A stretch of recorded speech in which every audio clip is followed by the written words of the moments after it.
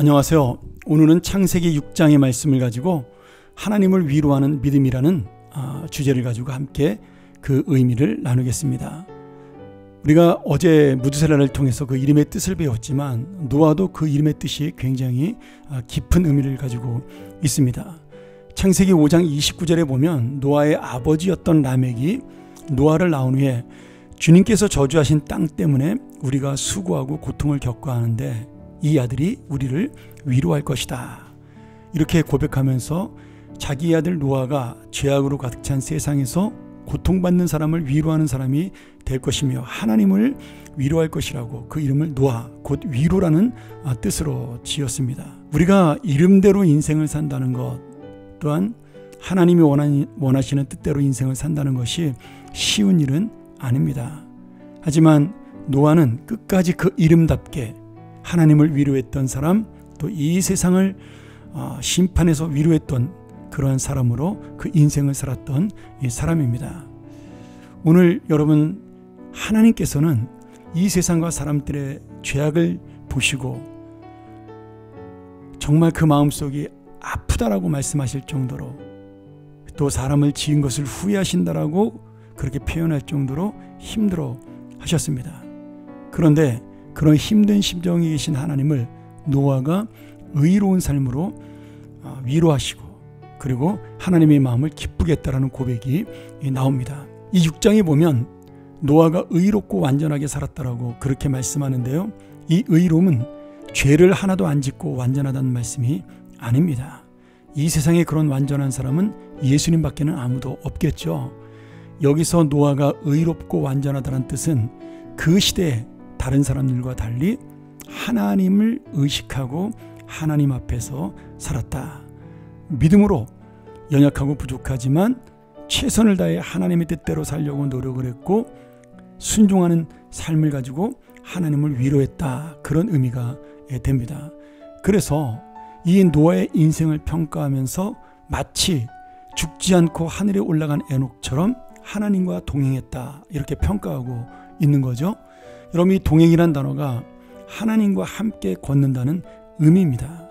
내가 걸어가나 실제로는 하나님께서 내 손을 잡고 하나님이 이끄는 대로 순종하며 따라가는 것이 이 동행입니다.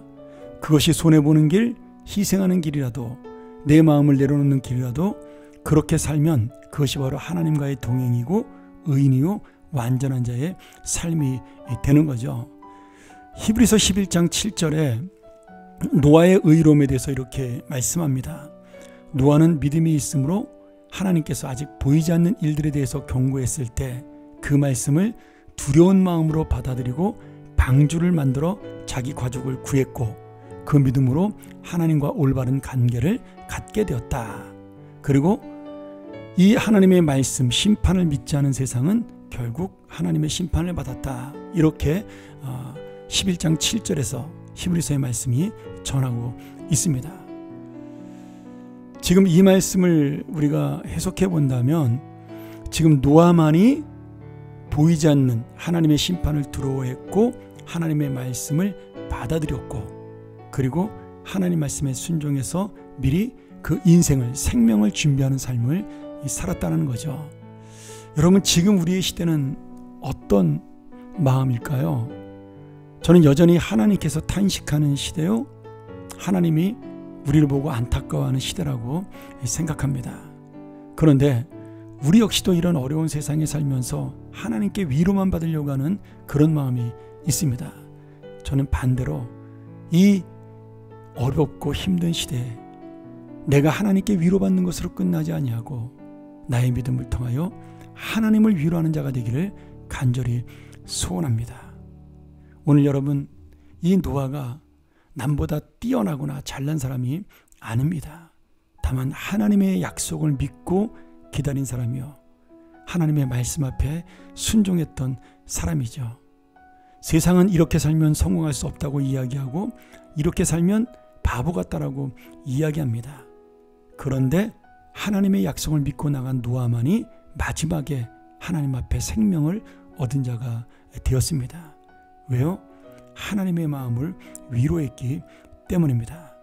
놀라운 사실은 이렇게 노아처럼 하나님을 위로하는 인생을 살면 하나님께서도 우리의 삶을 더 크게 위로해 주시고 그리고 그 위로에 맞는 복을 주신다라는 거죠.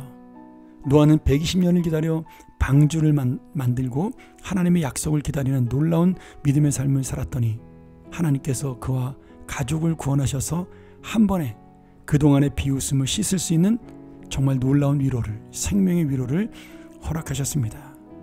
오늘 우리가 이 세상에서 주님의 뜻대로 살면 쉽지 않습니다.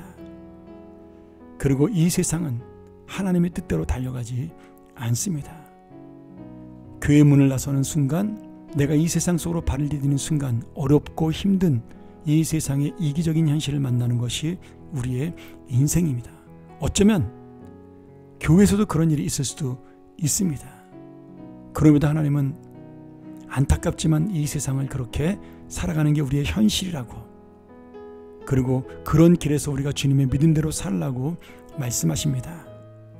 그러기에 그 주님의 선한 길, 마지막까지 인도하시는 그 길, 이 세상이 볼 때는 어리석고 무능한 길이라 할지라도 오늘 하나님이 인도하시는 선하고 좋은 길, 생명의 길, 아무도 얻을 수 없었던 유일한 구원과 위로의 길, 이 길을 얻었던 노아처럼 우리도 헛된 기다림이 아닌 하나님의 약속의 실체, 바로 마른 나무 토막에 불과한 방주가 120년 동안 하나씩 만들어져 생명을 구하는 방주가 되었듯 바짝 마른 나무 토막 같은 나의 인생도 주님의 열매를 맺는 생명의 인생이 될 것을 믿습니다. 오늘 여러분 다시 한번 이 말씀 기억하면서 노아처럼 하나님을 위로하는 자, 그리하여 하나님의 더 큰 위로를 받는 믿음의 삶이 되기를 주의 이름으로 간절히 축원합니다. 함께 기도하겠습니다. 하나님 아버지, 오늘 다시 한번 노아가 120년 동안 혼자 외롭게 땀을 흘리며 그 방주를 지었던, 더구나 산꼭대기에서 남들의 비웃음을 사며 그 배를 만들었던 그 마음, 오늘 그 마음으로 우리가 이 세상을 향하여 하나님의 뜻을 이루며 순종하며 살게 인도하여 주옵소서.